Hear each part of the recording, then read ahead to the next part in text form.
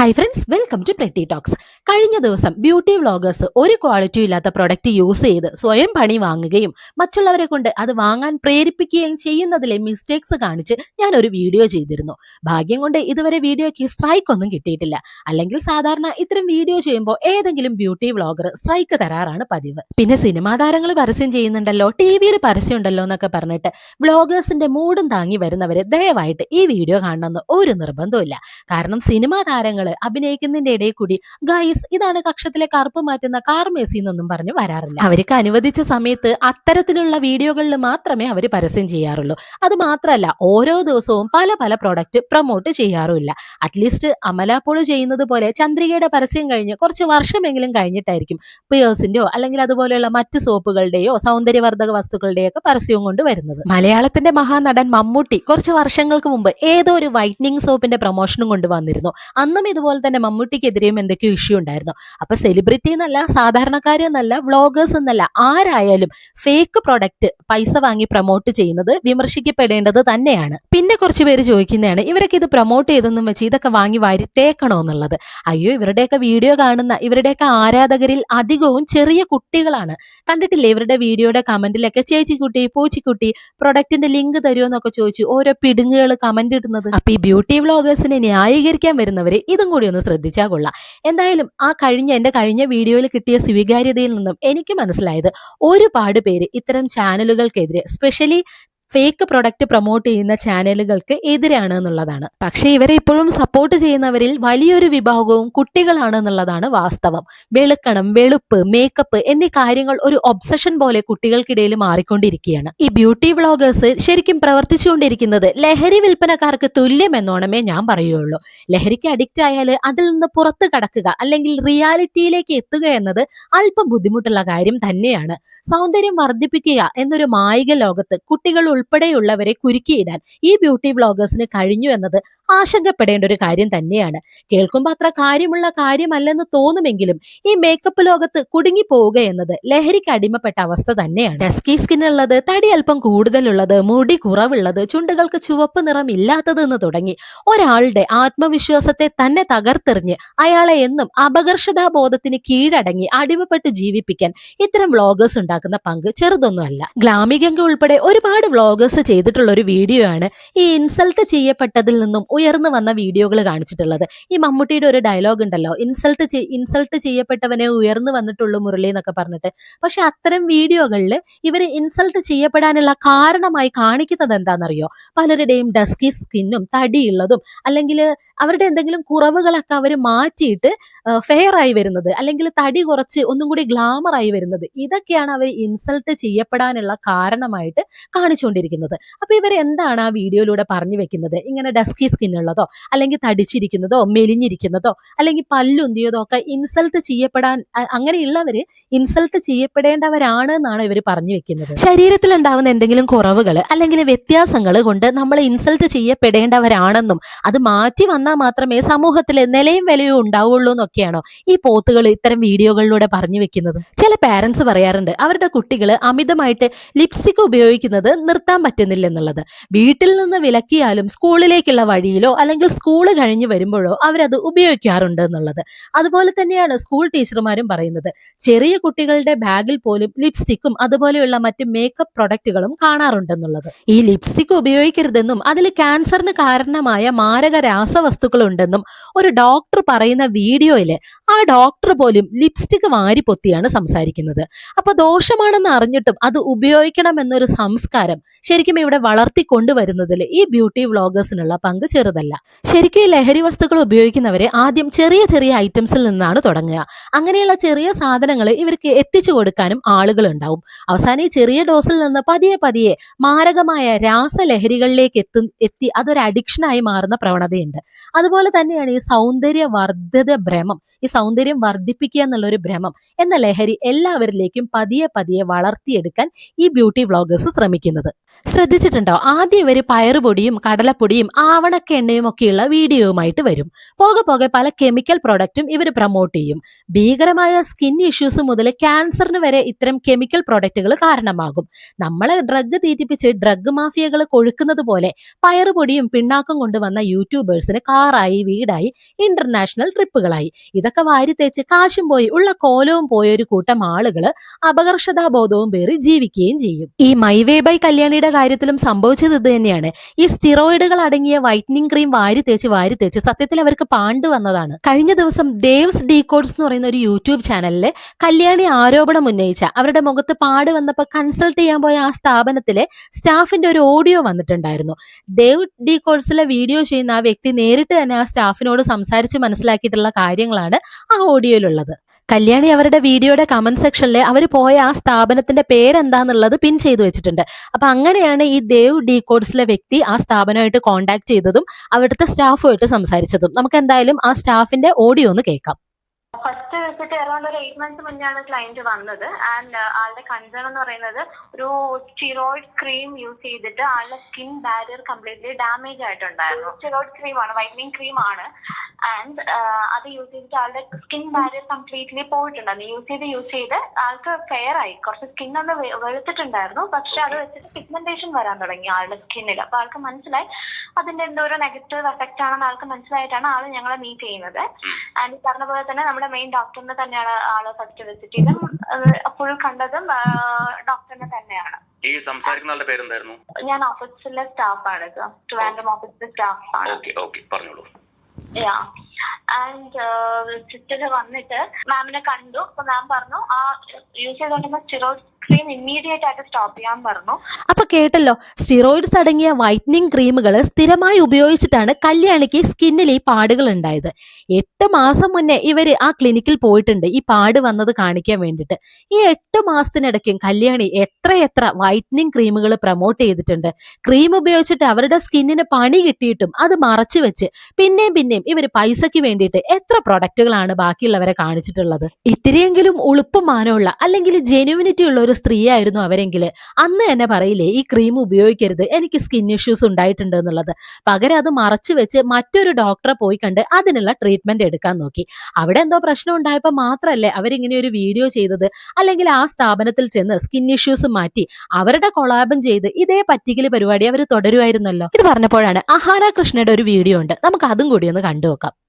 ഇത് നന്നായിട്ട് skin hydrate ചെയ്ത് എക്സ്റ്റേണൽ സ്കിൻ കെയർ ഒക്കെ ചെയ്ത് കഴിഞ്ഞിട്ട് ഞാൻ കുറച്ച് ഇന്റേണൽ സ്കിൻ കെയർ ചെയ്യും. അതായത് നമ്മുടെ ബോഡിക്ക് വേണ്ടതായിട്ടുള്ള റൈറ്റ് ഇൻഗ്രീഡിയൻസ് ഫീഡ് ചെയ്ത് കൊടുക്കും. So that it can work internally and improve your skin. And ഞാൻ കൺസ്യൂം ചെയ്യുന്നത് ഈ ഒസീവയുടെ ഗ്ലൂട്ടാത്തിയോൺ ബിൽഡറാണ്. ഇത് 100% ക്ലീൻ ആയിട്ടുള്ളൊരു പ്രോഡക്റ്റ് ആണ്. There is no harmful ingredients. ഇത് നാച്ചുറൽ ആയിട്ടാണ് ബോഡിയിൽ ഗ്ലൂട്ടാത്തിയോൺ ബിൽഡ് ചെയ്യുന്നത്. ആൻഡ് എനിക്ക് it is really helped me to manage my uneven skin tone and reduce pigmentation. It also helps with overall skin wellness. അപ്പോൾ ഇതാണ് എൻ്റെ complete wholesome mindful skincare routine that helps me to achieve and maintain healthy glowing skin. കണ്ടല്ലോ, അപ്പൊ glutathione അവർ എടുക്കുന്നുണ്ട് എന്നുള്ളത് ഒരു വീഡിയോയിൽ അവർ പറയുന്നുണ്ട്. ഇനി അവരുടെ വേറൊരു വീഡിയോ നമുക്ക് കണ്ടുനോക്കാം.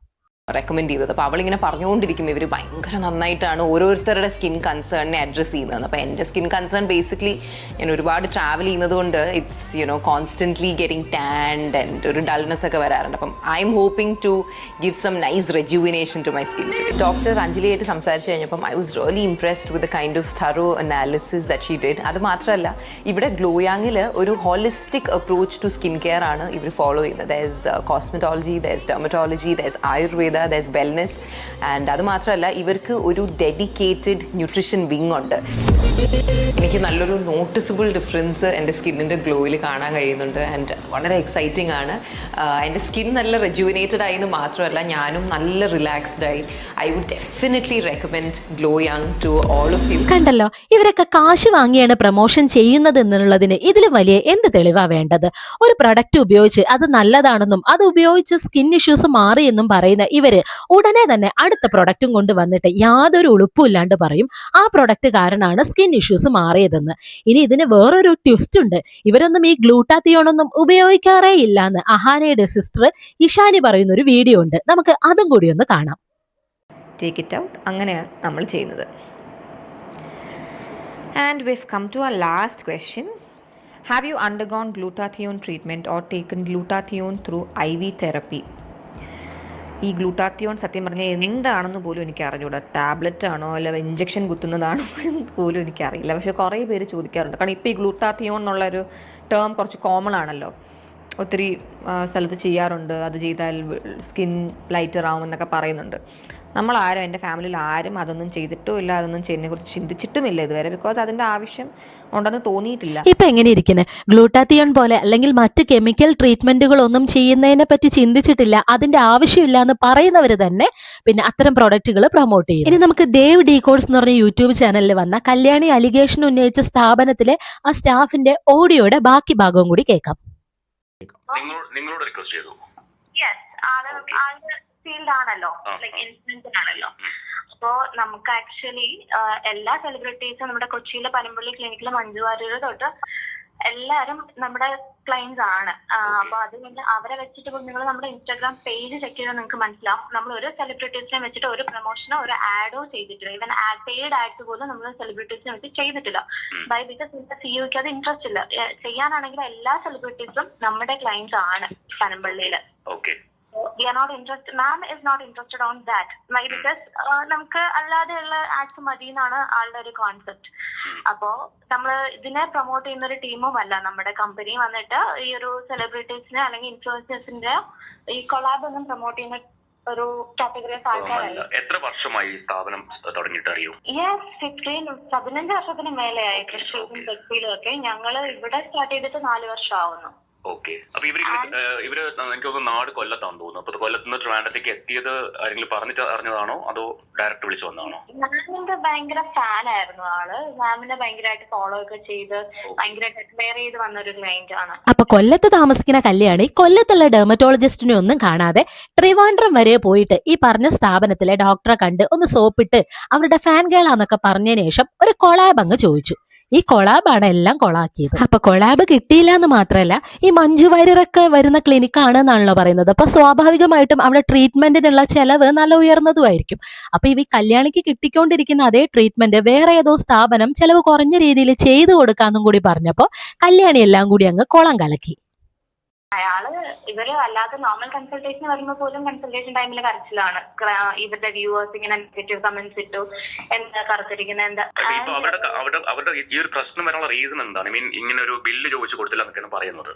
അല്ല, ബിൽസ് ഒക്കെ നമ്മൾ കൊടുത്തിട്ടുണ്ട്. കൊടുക്കാതിരിക്കുന്നതല്ല, ആൾക്ക് പറയാൻ പറ്റില്ലല്ലോ ഞാൻ വിളിക്കാൻ വേണ്ടിയിട്ട് വന്നിട്ട് എനിക്ക് പ്രോപ്പർ റിസൾട്ട് കിട്ടിയില്ല, അല്ലെങ്കിൽ ഞാൻ ഇത്രയും പേയ്മെന്റ് ചെയ്ത് വന്നിട്ട് കൊളാബ് ഇനിഷ്യേറ്റ് ചെയ്തിട്ട് എനിക്ക് അവരെ റിജക്ട് ചെയ്തു, അവരെ ക്ലിനിക്കുകളിലെ റേറ്റ് കുറവാണ് എന്നൊന്നും ആൾക്ക് പബ്ലിക്കലി പറയാൻ പറ്റില്ലല്ലോ. നമ്മൾ ഒരു ക്ലയന്റിനോട് റേറ്റ് പറഞ്ഞ് കൺസൾട്ടേഷൻ കഴിഞ്ഞ എമൗണ്ട് പറഞ്ഞ ക്ലയന്റിന്റെ അപ്രൂവൽ എടുത്തതിന് ശേഷമാണ് ട്രീറ്റ്മെന്റ് റിപ്പോർട്ട് പോകുന്നില്ല. ആദ്യം പോസ് ചെയ്ത് നമ്മൾ കൊണ്ടുപോകുന്നില്ല.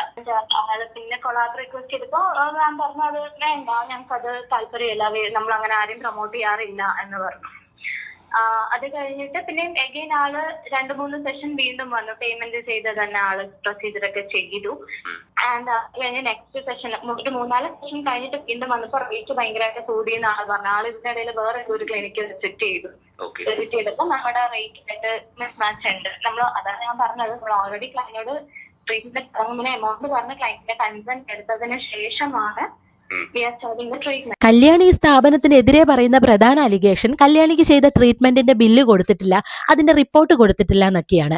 പക്ഷെ അവിടുത്തെ സ്റ്റാഫ് പറയുന്നു എല്ലാ ഡീറ്റെയിൽസും അവർക്ക് മെയിൽ ചെയ്ത് കൊടുത്തിട്ടുണ്ട് എന്നുള്ളത്. കല്യാണി പറഞ്ഞത് കല്യാണി ചീറ്റ് ചെയ്യപ്പെട്ടപ്പോൾ അവരാണ് സ്ഥാപനത്തിനെതിരെ, അതായത് കല്യാണിയാണ് സ്ഥാപനത്തിനെതിരെ കംപ്ലൈന്റ് കൊടുത്തതെന്നാണ്. എന്നാൽ അവിടുത്തെ സ്റ്റാഫ് പറയുന്നത് കല്യാണിയും ഹസ്ബൻഡും സ്ഥാപനത്തിൽ മിസ്ബിഹേവ് ചെയ്യുകയും പിന്നെ അവിടെ ക്യാമറയൊക്കെ ഉപയോഗിച്ച് ഷൂട്ട് ചെയ്യുകയും മറ്റ് ക്ലയൻസിനോട് സ്ഥാപനത്തിനെ പറ്റി മോശമായി സംസാരിക്കുകയൊക്കെ ചെയ്തപ്പോൾ സ്ഥാപനമാണ് കല്യാണിക്കെതിരെ ആദ്യം കേസ് കൊടുത്തതെന്നും അപ്പൊ അത് അന്വേഷിക്കാൻ വിളിച്ചപ്പോഴാണ് പിന്നെ കല്യാണിയും അവരുടെ ഹസ്ബൻഡും കൂടി സ്ഥാപനത്തിനെതിരെ കംപ്ലൈന്റ് ഫയൽ ചെയ്തതെന്നൊക്കെയാണ് ഈ സ്ഥാപനത്തിലെ സ്റ്റാഫ് പറയുന്നത്. ഇനിയിപ്പോ നമ്മള് ലീഗലി മൂവ് ചെയ്തല്ലോ, നമ്മളും ലീഗലി നമ്മളാണ് ആക്ച്വലി ലീഗലി ഞങ്ങൾ ഇന്ന് കംപ്ലൈന്റ് കൊടുത്തിട്ടുണ്ടെങ്കിൽ നെക്സ്റ്റ് ഡേ അവരെ വിളിപ്പിച്ചപ്പോഴാണ് അവര് കംപ്ലൈന്റ് അവരുടെ കംപ്ലൈന്റ് എന്തായിരുന്നു?